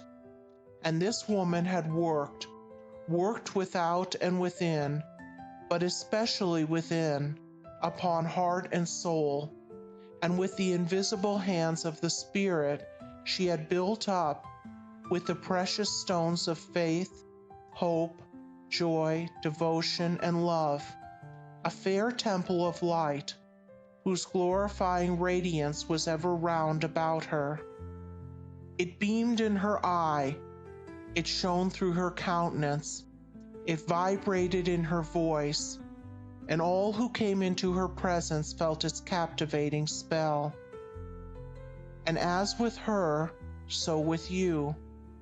Your success, your failure, your influence, your whole life you carry about with you, for your dominant trends of thought are the determining factors in your destiny. Send forth loving, stainless, and happy thoughts, and blessings will fall into your hands, and your table will be spread with the cloth of peace. Send forth hateful, impure, and unhappy thoughts, and curses will rain down upon you, and fear and unrest will wait upon your pillow. You are the unconditional maker of your fate, be that fate what it may. Every moment you are sending forth from you the influences which will make or mar your life. Let your heart grow large and loving and unselfish, and great and lasting will be your influence and success, even though you make little money. Confine it within the narrow limits of self-interest, And even though you become a millionaire, your influence and success at the final reckoning will be found to be utterly insignificant. Cultivate then this pure and unselfish spirit, and combine with purity and faith, singleness of purpose, and you are evolving from within the elements, not only of abounding health and enduring success, but of greatness and power.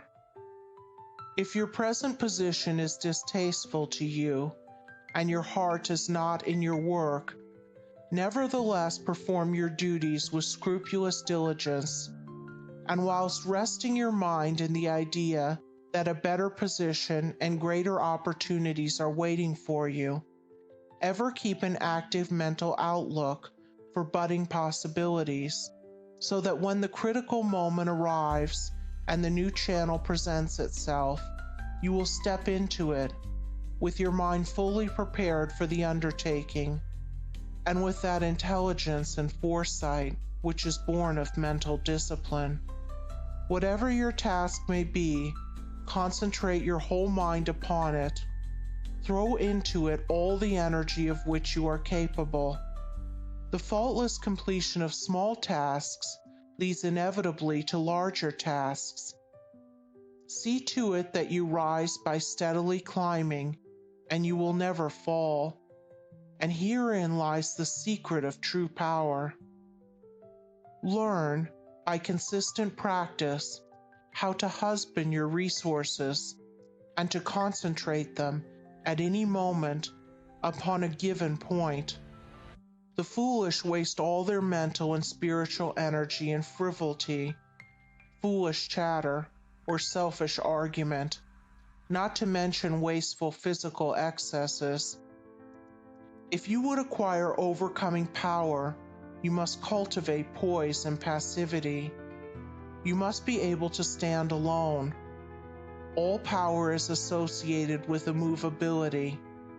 The mountain, the massive rock, the storm-tried oak, all speak to us of power because of their combined solitary grandeur and defiant fixity, while the shifting sand, the yielding twig, and the wavering reed speak to us of weakness, because they are movable and non-resistant, and are utterly useless when detached from their fellows. He is the man of power who, when all his fellows are swayed by some emotion or passion, remains calm and unmoved. He only is fitted to command and control who has succeeded in commanding and controlling himself. The hysterical, the fearful, the thoughtless and frivolous, let such seek company, for they will fall for lack of support. But the calm, the fearless, the thoughtful, and let such seek the solitude of the forest, the desert, and the mountain top, and to their power more power will be added, and they will more and more successfully stem the psychic currents and whirlpools which engulf mankind. Passion is not power, it is the abuse of power, the dispersion of power. Passion is like a furious storm which beats fiercely and wildly upon the embattled rock, whilst power is like the rock itself, which remains silent and unmoved through it all. That was a manifestation of true power when Martin Luther, wearied with the persuasions of his fearful friends, who were doubtful as to his safety should he go to Worms, replied, "If there were as many devils in Worms as there are tiles on the housetops, I would go." And when Benjamin Disraeli broke down in his first parliamentary speech and brought upon himself the derision of the House, that was an exhibition of germinal power when he exclaimed, "The day will come when you will consider it an honor to listen to me." When that young man whom I knew, passing through continual reverses and misfortunes, was mocked by his friends and told to desist from further effort, And he replied, "The time is not far distant when you will marvel at my good fortune and success." He showed that he possessed of that silent and irresistible power which has taken him over innumerable difficulties and crowned his life with success. If you have not this power, you may acquire it by practice, and the beginning of power is likewise the beginning of wisdom. You must commence by overcoming those purposeless trivialities to which you have hitherto been a willing victim. Boisterous and uncontrolled laughter, slander and idle talk, and joking merely to raise a laugh, all these things must be put on one side, as so much waste of valuable energy.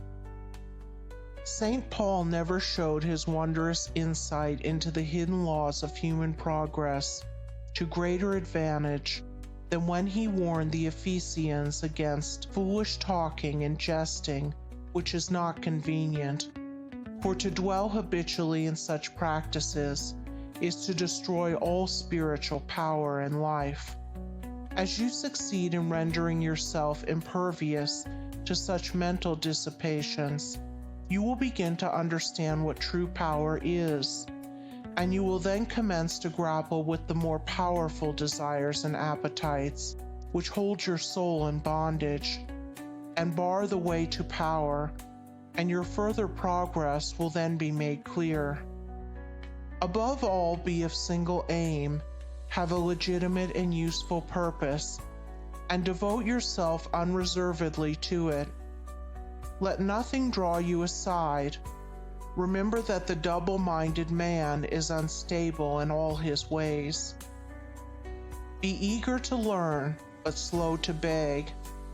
Have a thorough understanding of your work, and let it be your own. And as you proceed, ever following the inward guide, the infallible voice, you will pass on from victory to victory, and will rise step by step to higher resting places. And your ever-broadening outlook will gradually reveal to you the essential beauty and purpose of life. Self-purified, health will be yours. Faith protected, success will be yours. Self-governed, power will be yours, and all that you do will prosper. For ceasing to be a disjointed unit, self-enslaved, you will be in harmony with the great law, working no longer against, but with, the universal life, the eternal good. And what health you gain, it will remain with you. What success you achieve will be beyond all human computation and will never pass away. And what influence and power you wield will continue to increase throughout the ages, for it will be a part of that unchangeable principle which supports the universe. This then is the secret of health, a pure heart and a well-ordered mind. This is the secret of success, an unfaltering faith and a wisely directed purpose, and to rein in, with unfaltering will, the dark steed of desire. This is the secret of power. All ways are waiting for my feet to tread, the light and dark, the living and the dead, the broad and narrow way, the high and low, the good and bad, and with quick step or slow. I now may enter any way I will, and find by walking which is good, which ill. And all good things my wandering feet await, if I but come with my vow inviolate unto the narrow, high, and holy way of heart-born purity, and therein stay, walking, secure from him who taunts and scorns, to flowery meads across the path of thorns. And I may stand where health, success, and power await my coming, if each fleeting hour I cling to love and patience, and abide with stainlessness, and never step aside from high integrity, so shall I see at last the land of immortality. And I may seek and find, I may achieve, I may not claim, but losing may retrieve. The law bends not for me, but I must bend unto the law, if I would reach the end of my afflictions, if I would restore my soul to light and life, and weep no more. Not mine the arrogant and selfish claim, to all good things be mine the lowly aim, to seek and find, to know and comprehend, and wisdom ward all holy footsteps wend. Nothing is mine to claim or to command, but all is mine to know and understand. End of chapter 5. Chapter 6. The secret of abounding happiness. Great is the thirst for happiness, and equally great is the lack of happiness. The majority of the poor long for riches, believing that their possession would bring them supreme and lasting happiness. Many who are rich, having gratified every desire and whim, suffer from ennui and repletion, and are farther from the possession of happiness even than the very poor. If we reflect upon this state of things, it will ultimately lead us to a knowledge of the all-important truth that happiness is not derived from mere outward possessions, nor misery from the lack of them. For if this were so, we should find the poor always miserable and the rich always happy, whereas the reverse is frequently the case. Some of the most wretched people whom I have known were those who were surrounded with riches and luxury, while as some of the brightest and happiest people I have met were possessed of only the barest necessities of life. Many men who have accumulated riches have confessed that the selfish gratification which followed the acquisition of riches has robbed life of its sweetness, and that they were never so happy as when they were poor. What then is happiness, and how is it to be secured? Is it a figment, a delusion, and is suffering alone perennial? We shall find, after earnest observation and reflection, that all, except those who have entered the way of wisdom, believe that happiness is only to be obtained by the gratification of desire. It is this belief, rooted in the soil of ignorance and continually watered by selfish cravings, that is the cause of all the misery in the world. And I do not limit the word desire to the grosser animal cravings. It extends to the higher psychic realm, where far more powerful, subtle, and insidious cravings hold in bondage the intellectual and refined, depriving them of all that beauty, harmony, and purity of soul whose expression is happiness. Most people will admit that selfishness is the cause of all the unhappiness in the world, but they fall under the soul-destroying delusion that it is somebody else's selfishness and not their own. When you are willing to admit that all your unhappiness is the result of your own selfishness, you will not be far from the gates of paradise. But so long as you are convinced that it is the selfishness of others that is robbing you of joy, so long will you remain a prisoner in your own self-created purgatory. Happiness is that inward state of perfect satisfaction, which is joy and peace, and from which all desire is eliminated. The satisfaction which results from gratified desire is brief and illusionary, and is always followed by an increased demand for gratification. Desire is as insatiable as the ocean, and clamors louder and louder as its demands are attended to. It claims ever-increasing service from its deluded devotees, until at last they are struck down with physical or mental anguish, and are hurled into the purifying fires of suffering. Desire is the reign of hell, and all torments are centered there. The giving up of desire is the realization of heaven, and all delights await the pilgrim there. I sent my soul through the invisible, some letter of that afterlife to spell, and by my soul returned to me, and whispered, I myself am heaven and hell. Heaven and hell are inward states. Sink into self and all its gratifications, and you sink into hell. Rise above self into that state of consciousness, which is the utter denial and forgetfulness of self, and you enter heaven.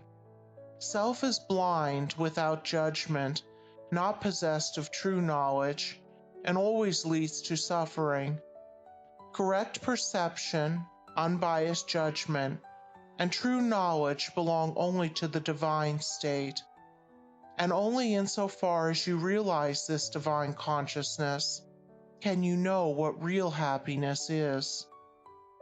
So long as you persist in selfishly seeking for your own personal happiness, so long will happiness elude you, and you will be sowing the seeds of wretchedness.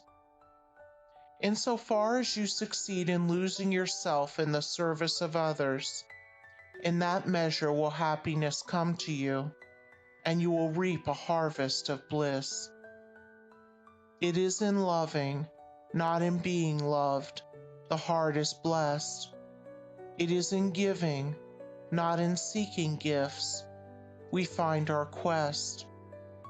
Whatever be thy longing or thy need, that do thou give, so shall thy soul be fed, and thou indeed shalt truly live.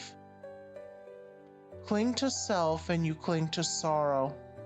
Relinquish self and you enter into peace. To seek selfishly is not only to lose happiness, but even that which we believe to be the source of happiness. See how the glutton is continually looking about for a new delicacy wherewith to stimulate his deadened appetite, and how bloated, burdened, and diseased, scarcely any food at last is eaten with pleasure. Whereas he who has mastered his appetite, and not only does not seek, but never thinks of gustatory pleasure, finds delight in the most frugal meal. The angel form of happiness, which men, looking through the eyes of self, imagine they see in gratified desire, when clasped, is always found to be the skeleton of misery. Truly, he that seeketh his life shall lose it, and he that loseth his life shall find it. Abiding happiness will come to you when, ceasing to selfishly cling, you are willing to give up. When you are willing to lose, unreservedly, that impermanent thing which is so dear to you, and which, whether you cling to it or not, will one day be snatched from you, then you will find that that which seemed to you like a painful loss turns out to be a supreme gain. To give up in order to gain, than this there is no greater delusion, nor no more prolific source of misery. But to be willing to yield up and to suffer loss, this is indeed the way of life.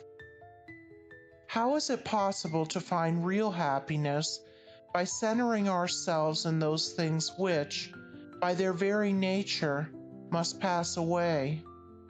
Abiding in real happiness can only be found by centering ourselves in that which is permanent.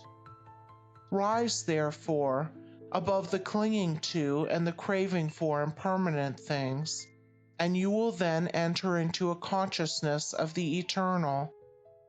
And as rising above self, and by growing more and more into the spirit of purity, self-sacrifice, and universal love, you become centered in that consciousness. You will realize that happiness, which has no reaction, and which can never be taken from you. The heart that has reached utter self-forgetfulness in its love for others has not only become possessed of the highest happiness, but has entered into immortality, for it has realized the divine. Look back upon your life, and you will find that the moments of supremest happiness were those in which you uttered some word or performed some act of compassion or self-denying love. Spiritually, happiness and harmony are synonymous.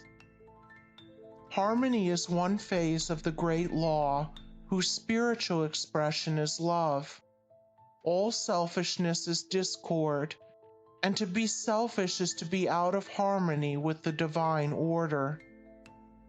As we realize that all-embracing love, which is the negation of self, we put ourselves in harmony with the divine music, the universal song, and that ineffable melody, which is true happiness, becomes our own.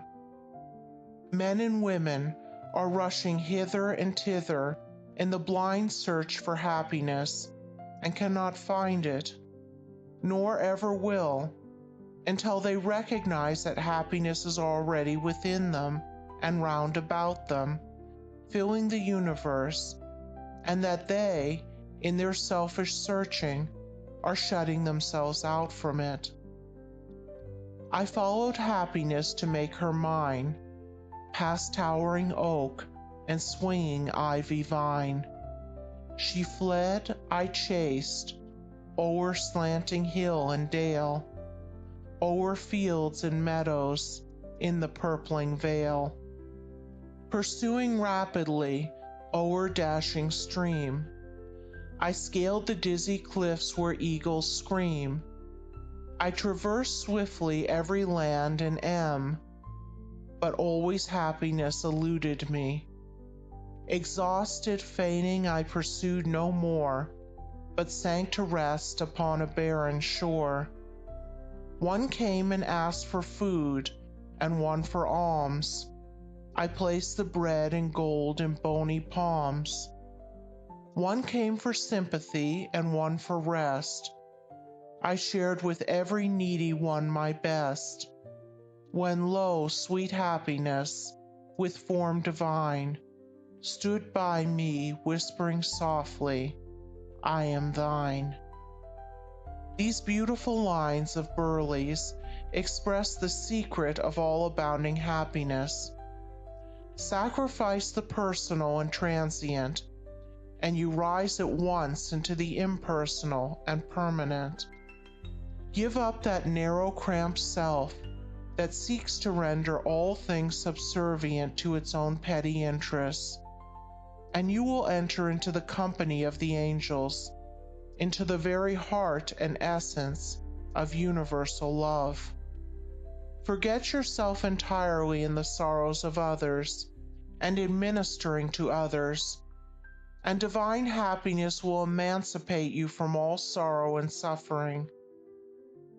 Take the first step with a good thought, the second with a good word, the third with a good deed. I entered paradise. And you may also enter into paradise by pursuing the same course. It is not beyond, it is here. It is realized only by the unselfish. It is known in its fullness only to the pure in heart. If you have not realized this unbounded happiness, you may begin to actualize it by ever holding before you the lofty ideal of unselfish love, and aspiring towards it.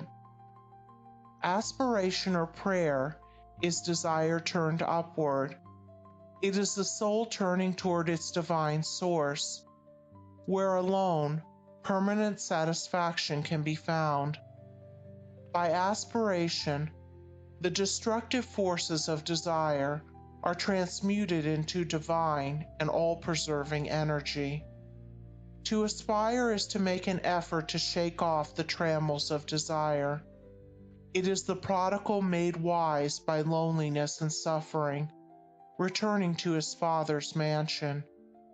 As you rise above the sordid self, as you break, one after another, the chains that bind you, you will realize the joy of giving, as distinguished from the misery of grasping. Giving of your substance, giving of your intellect, giving of the love and light that is growing within you. You will then understand what it is indeed more blessed to give than to receive. But the giving must be of the heart, without any taint of self, without desire for reward. The gift of pure love is always attended with bliss. If after you have given, you are wounded because you are not thanked or flattered, or your name put in the paper, know then that your gift was prompted by vanity and not by love, and you were merely giving in order to get, were not really giving, but grasping. Lose yourself in the welfare of others. Forget yourself in all that you do. This is the secret of unbounding happiness. Ever be on the watch to guard against selfishness, and learn faithfully the divine lessons of inward sacrifice. So shall you climb the highest heights of happiness, and shall remain in the never-clouded sunshine of universal joy, clothed in the shining garment of immortality. Are you searching for the happiness that does not fade away? Are you looking for the joy that lives and leaves no grievous day? Are you panting for the water brooks of love and life and peace? Then let all dark desires depart and selfish seeking cease. Are you lingering the paths of pain, grief-haunted, stricken sore?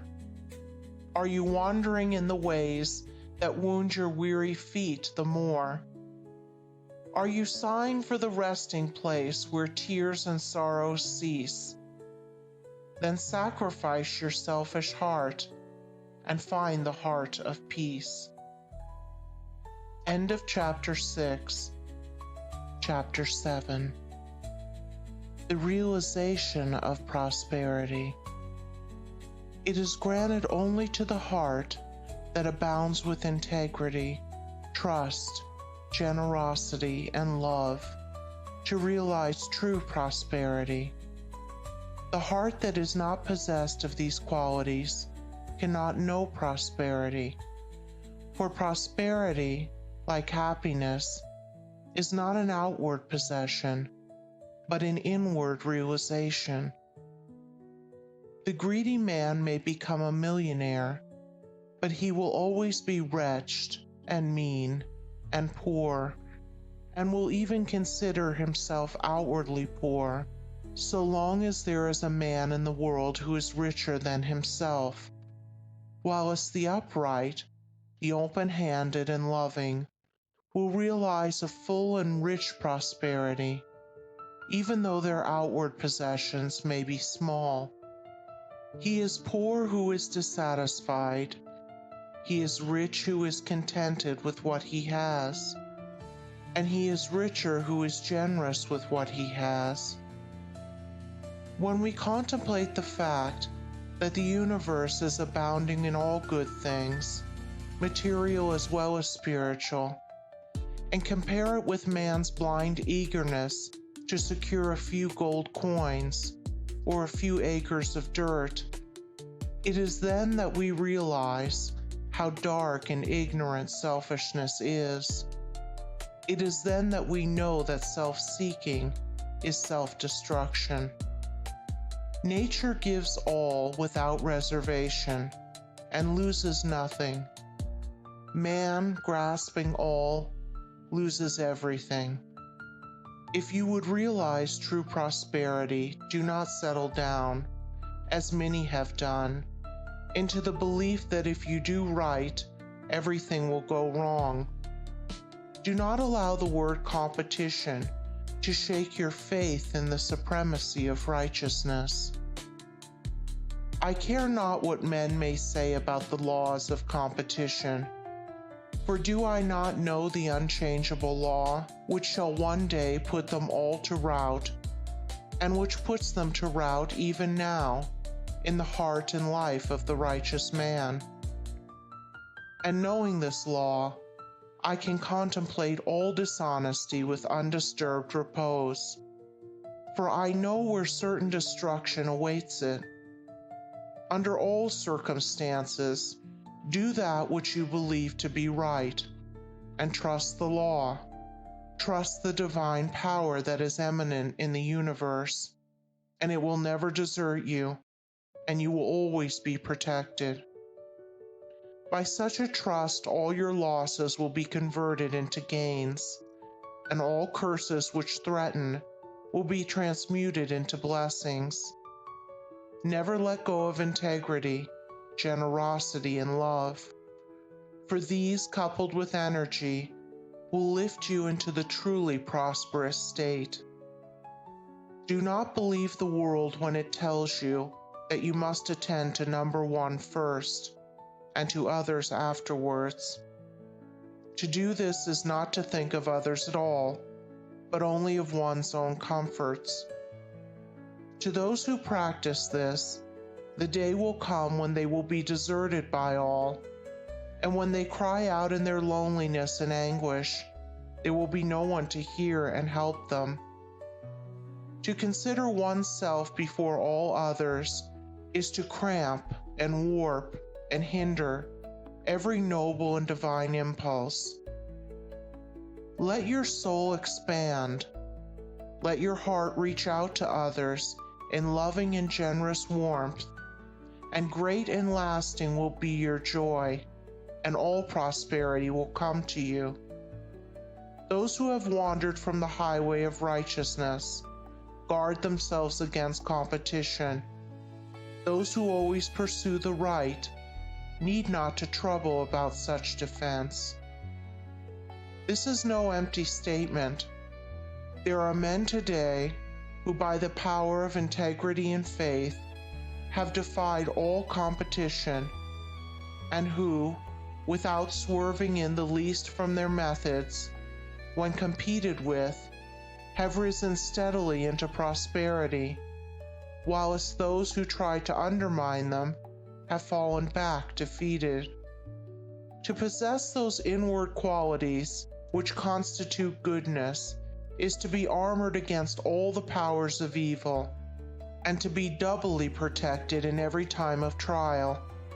And to build oneself up in those qualities is to build up a success which cannot be shaken, and to enter into a prosperity which will endure forever. The white robe of the heart invisible is stained with sin and sorrow, grief and pain, and all repentant pools and springs of prayer shall not avail to wash it white again. While in the path of ignorance I walk, the stains of error will not cease to cling. Defilements mark the crooked path of self, where anguish lurks and disappointments sting. Knowledge and wisdom only can avail to purify and make my garment clean. For therein lie love's waters, therein rests peace undisturbed, eternal, and serene. Sin and repentance is the path of pain. Knowledge and wisdom is the path of peace. By the near way of practice I will find where bliss begins, how pains and sorrows cease. Self shall depart, and truth shall take its place. The changeless one, the indivisible, shall take up his abode in me, and cleanse the white robe of the heart invisible.